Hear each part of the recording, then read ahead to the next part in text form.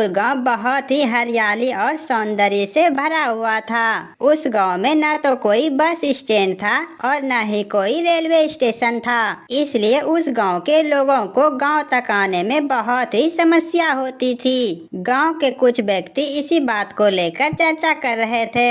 ललन रमेश से बोलता है, अरे रमेश भाई, हम दोनों की 30 साल हो गई और गांव में आवारा सांड की तरह घूमते रहते हैं, पर अभी तक हम दोनों का विवाह नहीं हुआ।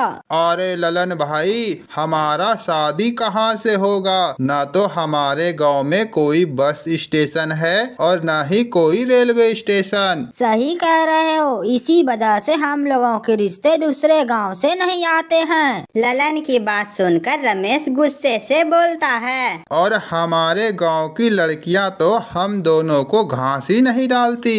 गांव की लड़कियां तो अपने आप को ऐश्वर्या राय और दीपिका पादुकोण समझती है। और हमारे गांव का मुखिया भी एक नंबर का नक्कारा है। चलो आज चलकर मुखिया से इसी बात पर बात करते हैं। ललन और रमेश सीधा वहाँ से मुखिया के घर की तरफ निकल पड़ते हैं। मुखिया की बेटी घर के बाहर खड़ी होती है। राधा उन दोनों को देखकर चौंक जाती है और कहती है, तुम दोनों निकम्मे गंवार कहीं के हमारे घर के सामने क्या कर रहे हो? राधा को देखने के बाद रमेश और ललन उसे अपने छिछोरे भरे नजर से देखने लगता है। ललन मुस्कुराते हुए राधा से कहता है, हम दोनों तुम्हारे पिता मुखिया से बहुत जरूरी बातें करने आए हैं। तुम्हें मेरे पिताजी से क्या काम पड़ गया? अरे दरअसल हम दोनों मुखिया जी से विवाह की बातें करने आए हैं। यह सुनकर राधा बुरी तरह क्रोधित हो जाती है। तभी घर के अंदर से चंपा उन सभी की बातें सुन रही थी और घर से बाहर निकलती है। अरे तुम दोनों आवारा बैल, तुम दोनों की हिम्मत कैसे हुई इस बारे में सोचने की कि मैं अपनी बिटिया की विवाह तुम दोनों में से किसी एक से करूंगी।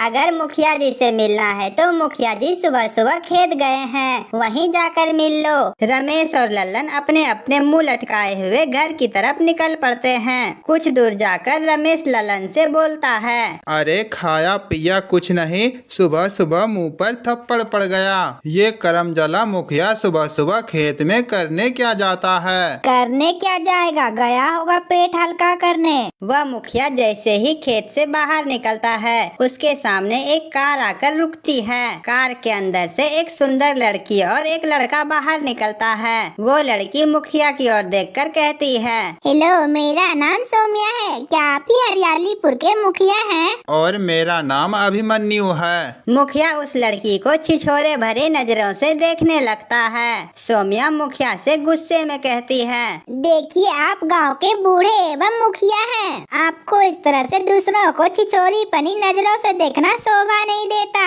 अरे ऐसी कोई बातें नहीं है, मैं तो बस तुम्हारे चेहरे में ये देख रहा था कि तू इतनी गोरी कैसे है। आखिर शहर की लड़की अपने चेहरे पर लगाती क्या है? बकवास बंद करो। मैं तो आपको यही बताने आई हूँ कि यहाँ सरकार ने मेट्रो स्टेशन बनवाने वाली है। इतना बोलकर वह लड़की मुखिया को एक कागज दिखाती है। इस कागज पर अंगूठा लगा दीजिए, क्योंकि यह जरूरी काम है, इसलिए आपका अंगूठा लगना जरूरी है। मुखिया अपना मोहर उस पर लगा देता है। वे दोनों उस पेपर को लेकर वहाँ से चले जाते हैं। कुछ ही दिनों में उस गांव में मेट्रो स्टेशन बनकर तैयार हो जाती है। यह देखकर सभी गांव वाले बहुत खुश होते हैं। मेट्रो शुरू होते ही गांव वाले सभी ट्रेवल करना शुरू कर देते हैं।